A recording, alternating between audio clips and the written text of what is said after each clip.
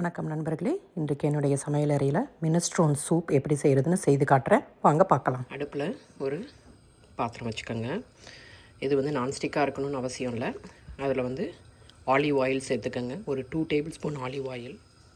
Oil சூடானதும் பொடியாக நறுக்கின பூண்டு, இது வந்து ஒரு 10 பல்லு பூண்டு, அதை வதக்கிக்கலாம். கூட வெங்காயம், இது வந்து ஒரு பெரிய வெங்காயம், சாம்ஸ் கிளப். இதில் போடுற காய்கறிகளோட அளவு வந்து உங்களுக்கு தேவையான அளவுக்கு நீங்கள் வந்து சேர்த்துக்கங்க.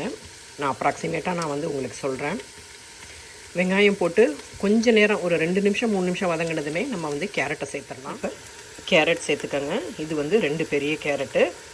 எல்லாம் வெங்காயம் எல்லா காய்கறிகளும் கிட்டத்தட்ட ஒரு சைஸில் இருக்கிற மாதிரி கட் பண்ணிக்கோங்க. குடமிளகா வந்து சேர்த்துக்கங்க. எந்த கலர் குடமிளகாவாக இருந்தாலும் பரவாயில்ல. அடுத்தது செலரி சேர்த்துக்கோங்க.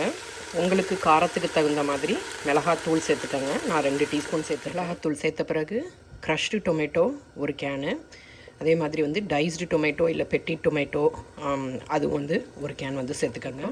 ஒரு பாட்டில் வந்து டொமேட்டோ பேசில் பாஸ்தா சாஸ் வந்து சேர்த்துக்கோங்க. இட்டாலியன் சீசனிங் வந்து சேர்த்துக்கோங்க. இது வந்து 2 டீஸ்பூன் சேர்த்துருக்கேன். இப்போ உங்களுக்கு தேவையான பீன்ஸ் வெரைட்டி வந்து நீங்கள் எடுத்துக்கலாம்.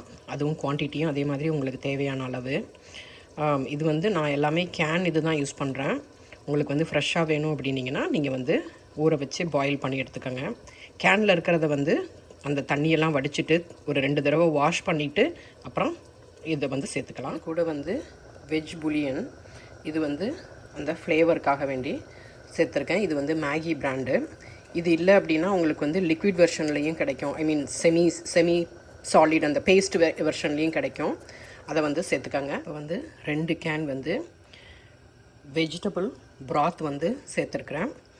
இப்போ இதை வந்து லோ ஃப்ளேமில் வச்சு ஒரு 20 மினிட்ஸ் வந்து நம்ம பாயில் பண்ணணும். இப்போ வந்து உங்களுக்கு தேவையான அளவு பாஸ்தா வந்து சேர்த்துக்கோங்க. மினஸ்ட்ரோன் சூப்பில் வந்து மினஸ்ட்ரோன் சேர்க்கணும். நான் வந்து எனக்கு வந்து மினஸ்ட்ரோன் கிடைக்கல, அதனால் வந்து இருக்கிறதுலேயே ரொம்ப ரொம்ப குட்டியாக இருக்கிற மாதிரி பாஸ்தா வந்து சேர்த்துருக்கேன். நான் வந்து மினி ஷெல்ஸ் வந்து சேர்த்துருக்கேன். இது வந்து இதுவும் உங்களுக்கு தேவையான அளவு தான். நிறைய பாஸ்தா வேணும்னா நீங்கள் நிறைய சேர்க்கலாம். நான் வந்து இவ்வளவு குவான்டிட்டிக்கே வந்து 1/2 கப்பு தான் சேர்த்துருக்கேன். மூடி வச்சு ஒரு 5 நிமிஷம் அந்த பாஸ்தா வேகிறதுக்கு குக் பண்ணணும். சூப்பு தயாராகிருச்சு.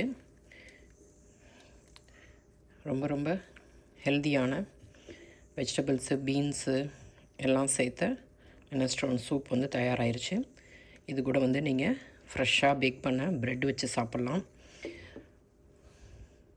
இந்த ரெசிபி உங்களுக்கு பிடிச்சிருந்ததுன்னா லைக் பண்ணுங்கள், ஷேர் பண்ணுங்கள், சப்ஸ்கிரைப் பண்ணுங்கள். என்ஜாய். தேங்க்ஸ் ஃபார் வாட்சிங்.